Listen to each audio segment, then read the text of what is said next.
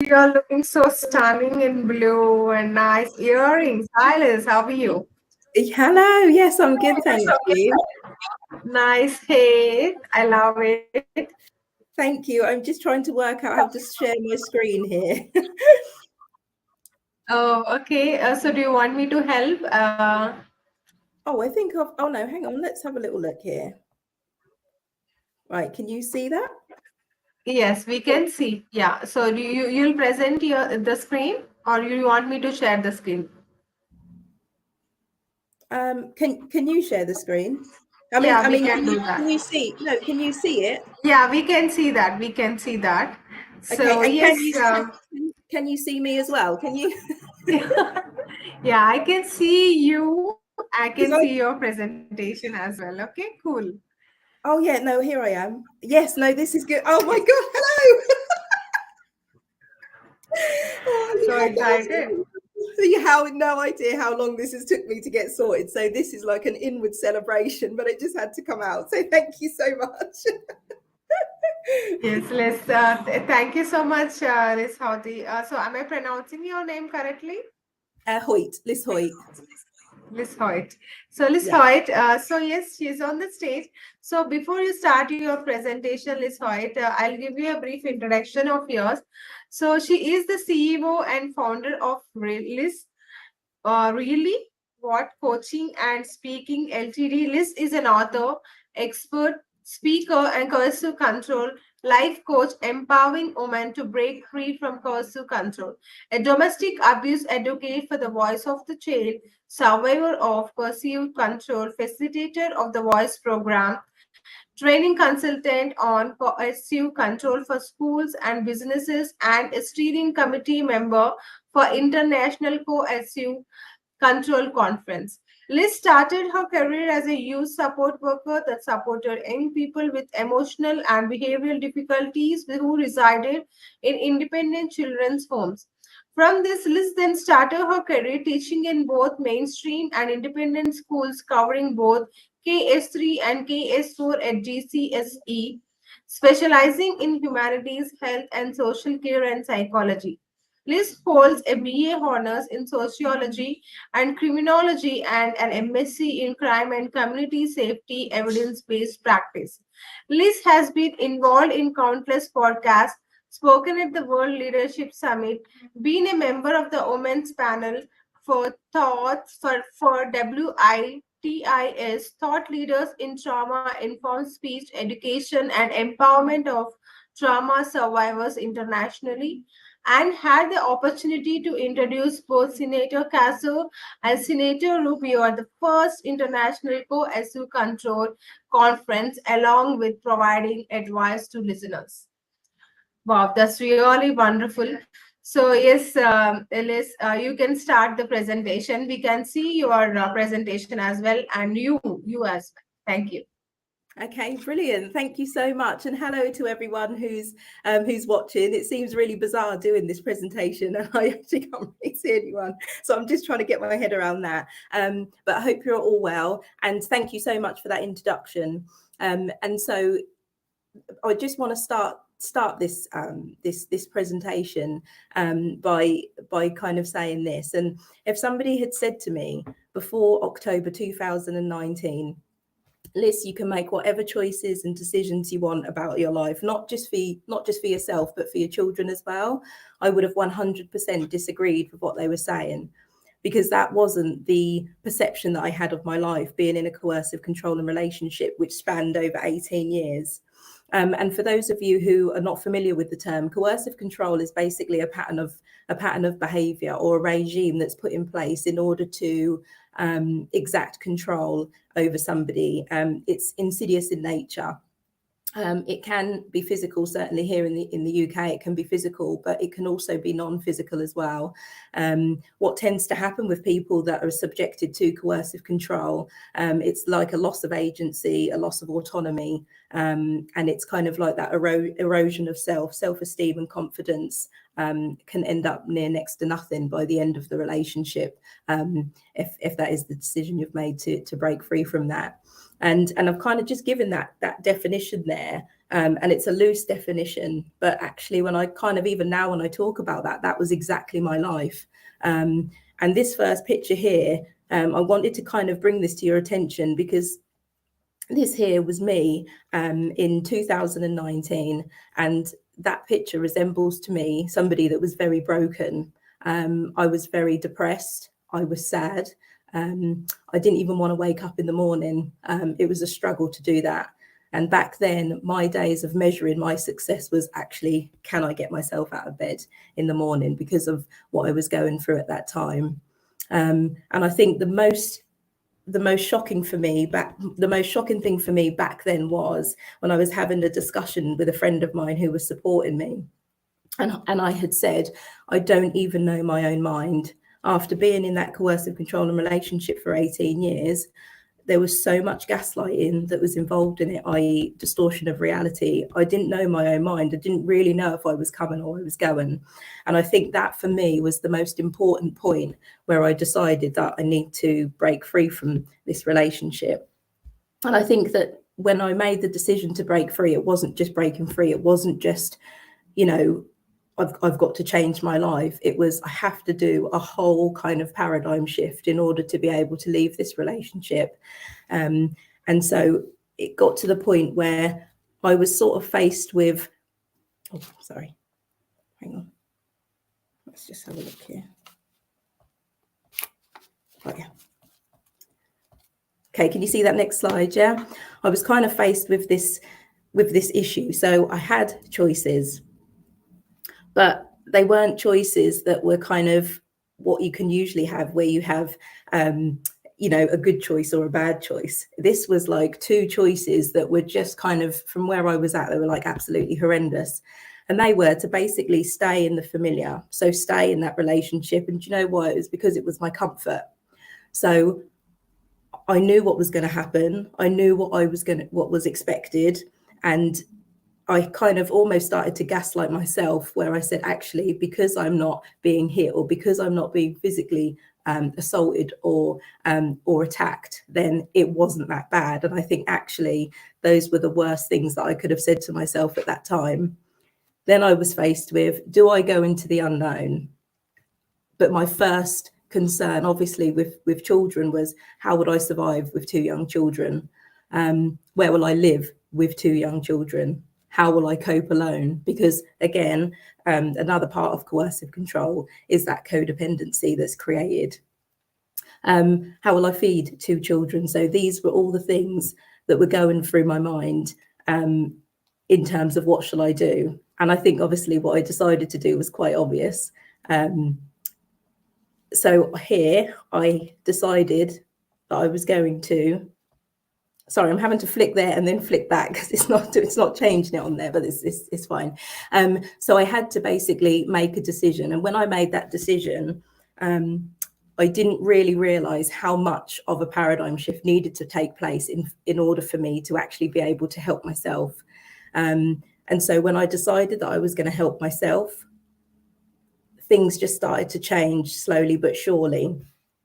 And then I decided that I was going to not just help myself, but I would have enough to be able to help my children. I would have enough to be able to support them in the way that, you know, what I thought of how a mother should be supporting her children.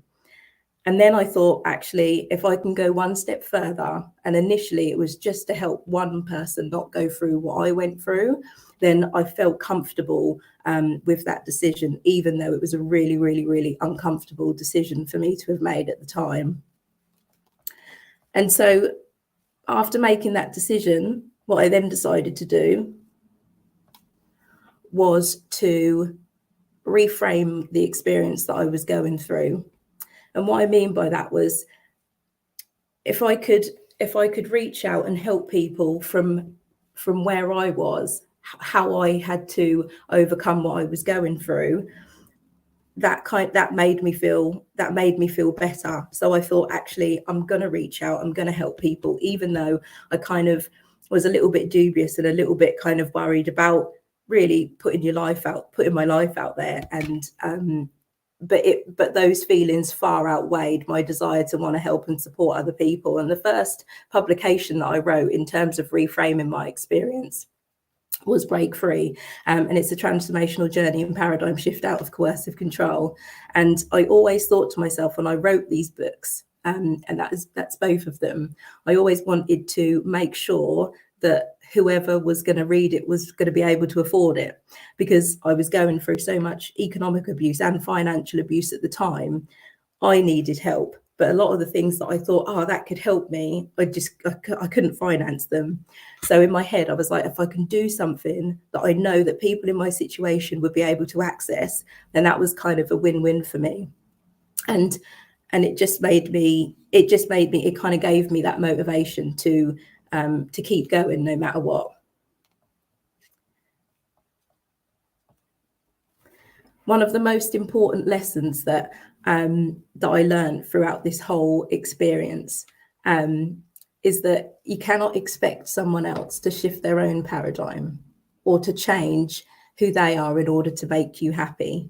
And I am talking about it in terms of coercive control, but these things can kind of resonate in all areas of your life. And when we talk about, empowerment, and when we talk about where we want to go in our lives, and when we talk about, constructing our thoughts so we're focused in a place where it's actually where we want to go, it's about understanding that it all starts with self. It's not about something external, and it's not about something conditional in order to make you feel happy. I'm not saying you can't have people around you that make you feel happy, but I'm just saying that it shouldn't be something that you should be looking for and drawing from somebody else in order to change the way you feel. And it's a flawed premise. And I found that, going into myself and going through this experience just helped so much in terms of my life and where I wanted it to go, and different places that I wanted to visit, and working with different groups of people, and so that for me was essentially one of the most important lessons that I've learned. And off the back of that, I always say to myself that controlling our thoughts is one of the hardest things to do, isn't it? And I think when you're in that place of desperation, when you're in that place of wanting somebody to take something away from you so you can feel better, when you're at your sort of lowest version of who you think that you are, it's such an empowering thing to be able to at least try to tap in and control the way we think about stuff. And it's the hardest thing to do in this human condition. It's the hardest thing to do. But actually, once you kind of get a hang of it, once you start doing it, once you start shifting that paradigm, because you begin to control your thoughts and your feelings, your emotions to a certain extent, you can then focus it into creating the life that you want. And I kind of realized that without this experience, and I'm not saying that I feel that I was deserving of this experience. What I am saying is that it taught me to go somewhere deeper that I would never have gone before.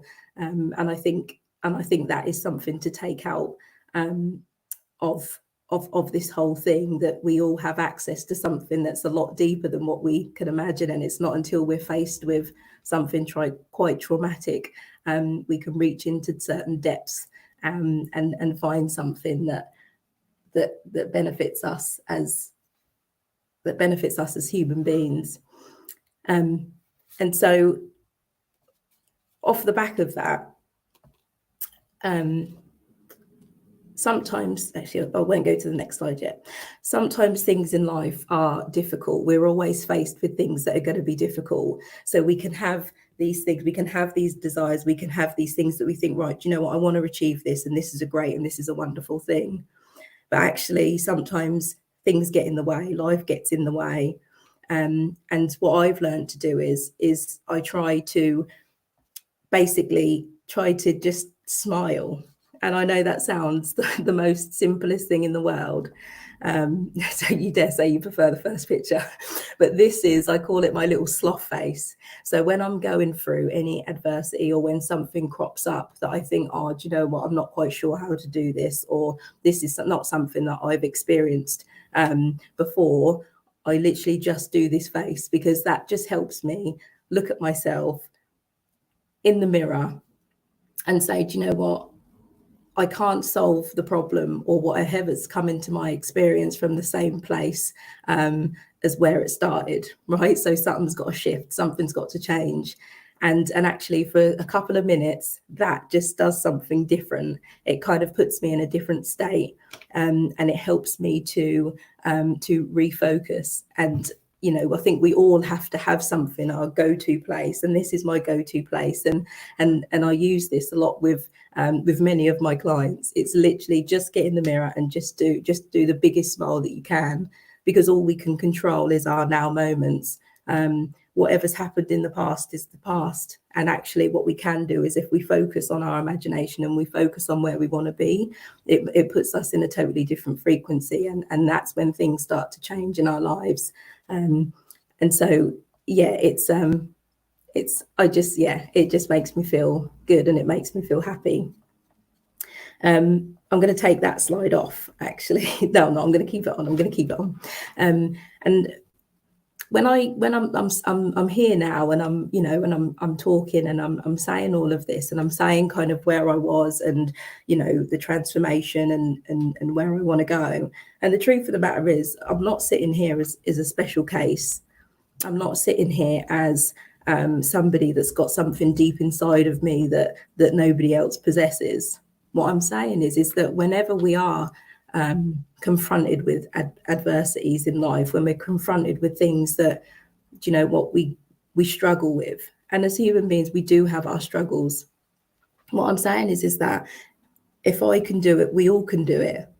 And it's something that clicks in when you hit your version of rock bottom. Something clicks in, and we can become so powerful, because I think sometimes we all underestimate the power of picking yourself up when you're feeling so low and you're feeling so down. But we all have that, we all possess that. So, you know, I'm sitting here and I'm talking to you, but there's no difference in us as human beings. We all possess it. And I think, you know, not just talking about coercive control, but talking about life lessons, things that you want to achieve in your life. We can all do it, and we can all go back to that place, and we can all search deep inside and say, actually, this is what I want to do, and I'm going to do it.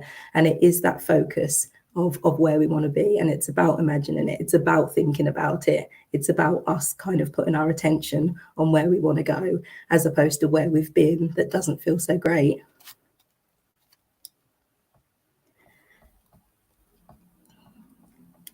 And so just to kind of clarify, from where I was now, where I was then, this is Liz now. And as the wonderful presenter has already kind of communicated to you, I am the CEO of Liz Really What Coaching and Speaking.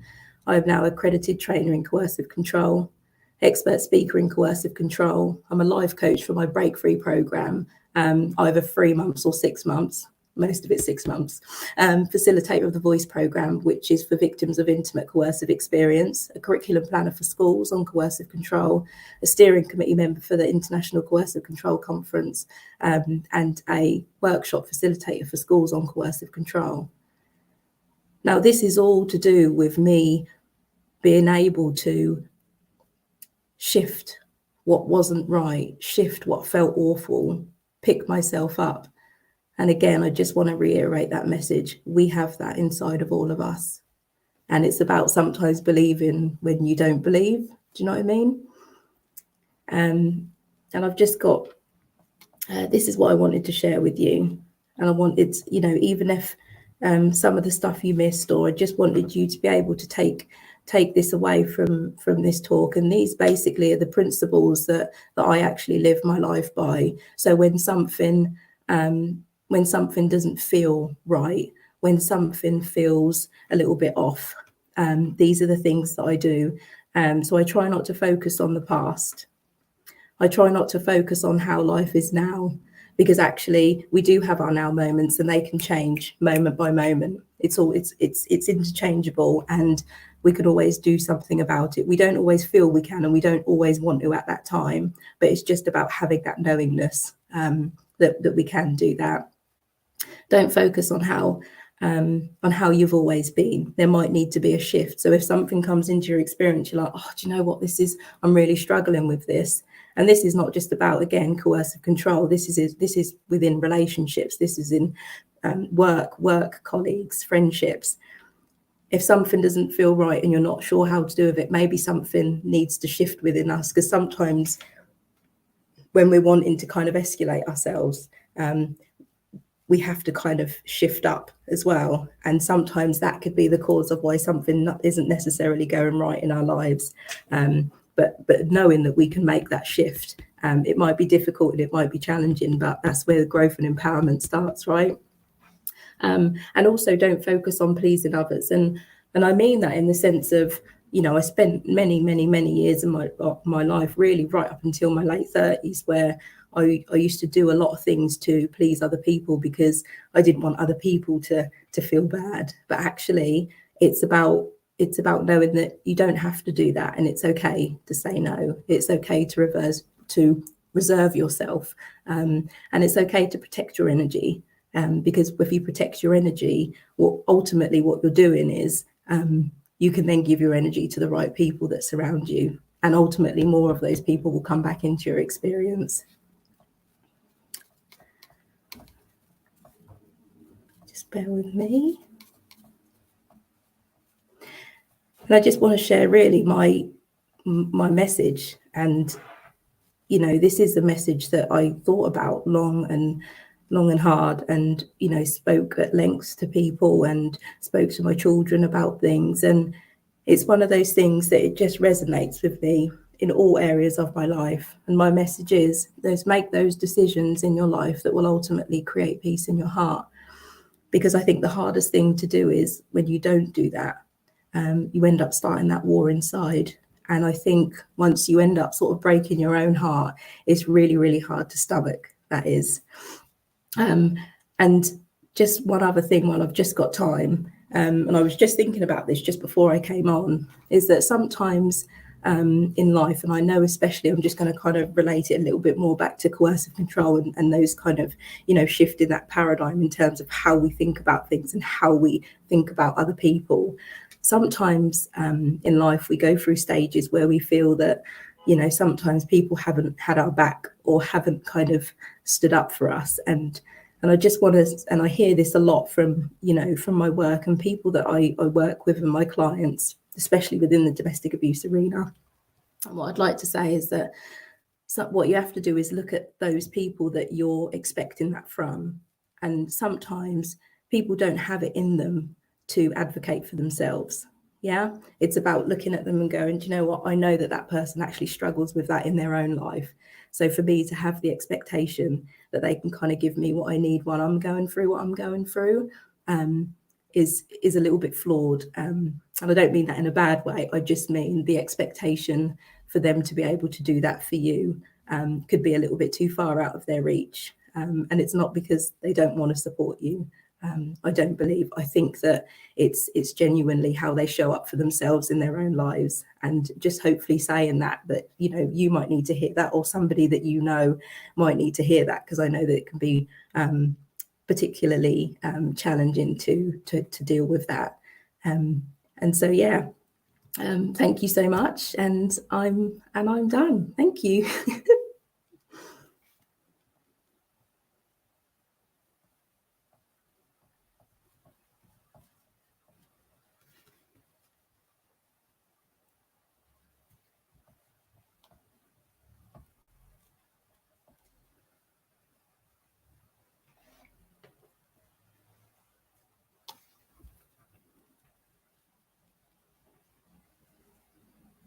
Yes, Liz. I love the message you have said. I even have saved it. The 4 principles I live my life by when things don't feel right. So first, try not to focus on the past. Try not to focus on how life is now, changeable. Don't focus on how you have always been. Don't focus on pleasing others.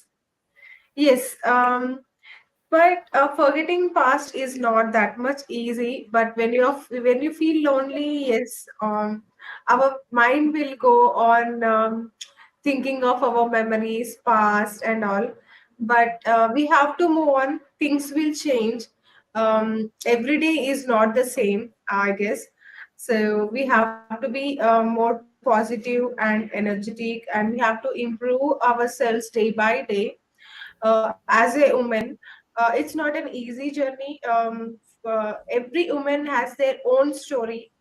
Every woman has their own difficulties in her life. Some women may be happy, maybe outside she might be happy, but in a we don't have a peace, right? So that's really a very wonderful presentation. I really got connected to your slide and everything you have presented, and the picture. It's like awesome. So so yes, here is a question from our audience. So how you overcome? So do you follow these principles? What you have kept in the presentation? So really, do you forget your past and you move on, or sometimes it will dig in your mind? It will make you feel unhappier. So do you get these circumstances anytime, and how you overcome that situation?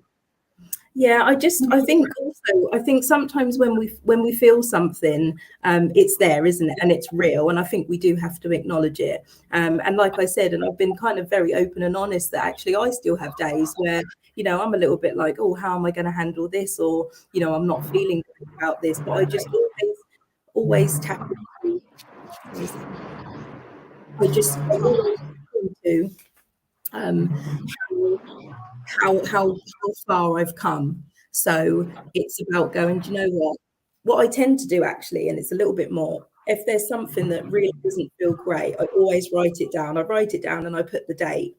And then in my head, I'm like, oh, at the moment, I don't feel I'm going to get over this. And do you know what? Next day or a few days pass, I then look back and go, actually, do you know what? I did get past that. I haven't actually experienced that before in my life. But actually, I have got through it. And every single time that it does that, it gives me more evidence that actually I do have feelings like that. I can acknowledge them. It is a human experience. And actually, I know that I'm getting stronger and stronger and I will always get over it. Have I answered your question? Is that what you were kind of, yeah? Yes. Thank you so much. Really, we are a very strong woman, and also Susan has messaged you. It's easy to believe that we are the only one suffering with an issue. We do need to remember that others have their own struggles, which is why they cannot always support us. Wonderful, right? So Yeah, thank you, Susan, for your wonderful message. So you can see that in the chat. yeah. So yes, yes. So people have connected with your presentation. This is how we will connect together in a big platform, as is a global platform. Getting all the speakers in one platform, knowing about each other, life stories, and we are becoming better day by day. So yes, wonderful speech. And if you want to join our physical event, which is going in New York, USA, so you can even join our beautiful event, and you can give your comments as well. I'll put the Zoom link in the chat. So yeah. So yes, looking forward to hear your presentation for our future conferences as well. So we do have another event coming up in November 2nd and 3rd in Paris, France. So hope we'll see you in our future conference as well, Liz. Thank you and have a wonderful day. Okay, thank you so much. Take care. Bye. Bye. So yes, this is Melinda Roy. I'm the host for the 2 days conference, Global Summit 2023. So let's move on to the another session. So let's join our next speaker, Suzanne. So she's online. So let's welcome Suzanne. Please join our session. Thank you.